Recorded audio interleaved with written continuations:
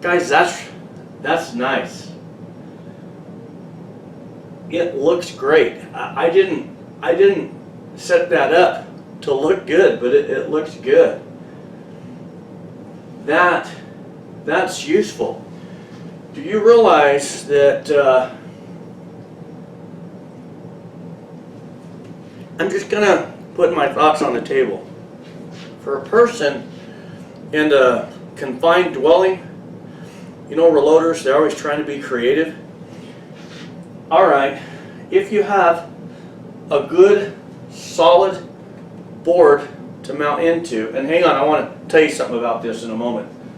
If you have something solid to mount into, a reloader, he could have one base mount quick change plate, and he could have a machine there, let's say a progressive. Then you could have a single stage, and you see I have as many 4 of these plates. Let's say you have 4 plates. This gives you flexibility of your progressive machine, a single stage machine. Let's really spice it up, shall we? You also have a square deal B. So you got 2 progressives. You have let's say you got a turret press on there. Now you have 2 positions left. So here I've got my Reading Model 2400 case turning lathe, and I have my this is my 4-inch record. That's an Irwin brand vise on there. So now you have all these full, and you have a machine here. Well, guess what? You can swap for what you need. On that vise, now you have a nice station to sharpen your knives. You get your stone set up in there. If you want to work on your AR-15, you want to get your mag block set up in there, you can do that. That's nice. That works. That's what's going to free the reloader up to open his space up on the bench. So this is great. Now let me just tell you this. When I was, I didn't know how I wanted to arrange these per height on the different reloaders, and we have the priming tube. I stripped these 3 holes out with my electric drill. So I just had to drop it down. So what I'm going to do, I'll be replacing this 2x6, and I knew that. I was going to replace it. I have so many holes on it. What I'm going to do, because I'm using a 2x6 that I can reach around, I'm going to upgrade these to a full bolt-through rigging setup. And I will probably drop this machine down 2 or 3 inches, and I'll bring this one up an inch. That means it gives me flex space to store the square deal B. Now, I won't be putting the bigger progressives on there, but I could. In talking to Dan at Inline Fabrication, what he's done is these aren't bent at a true 90. They're not set up that way. What they have is they have a 3-degree rise on them. So when you put the loader on there, they level out a little bit, and that's what aids to the strength of those. That's why when you install these, he has a sticker on there telling you which side goes up.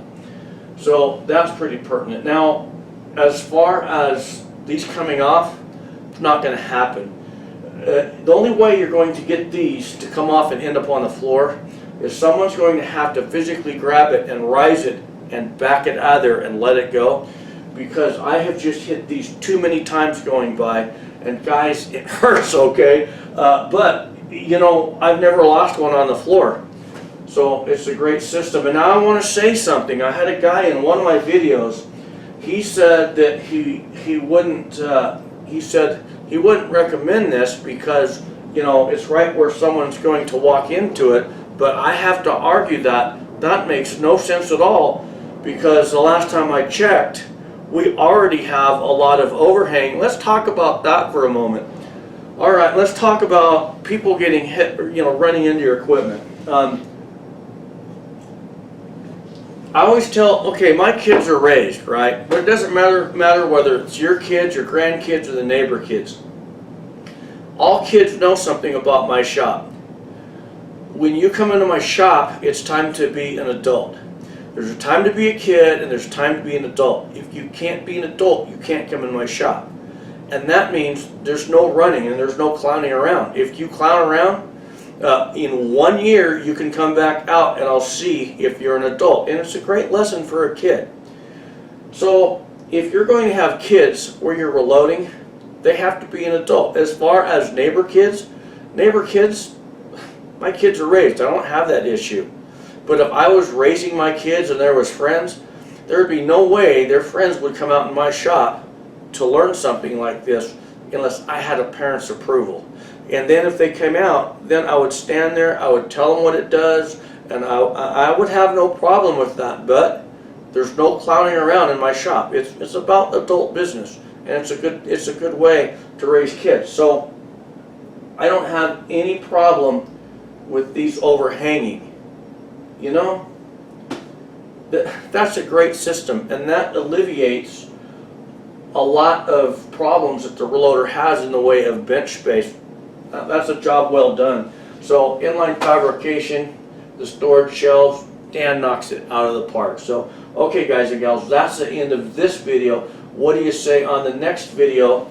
I got to figure out what I'm going to do with this double rack for the storage shelves, and I kind of have an idea, because after I mount this in a creative way, we're going to get that set up in a creative way. I was talking to Dan and he gave me some insight that would help you guys, and it's going to help me to get that set up. So guys and gals, that's the end of this video. God bless. I'll see you on the next.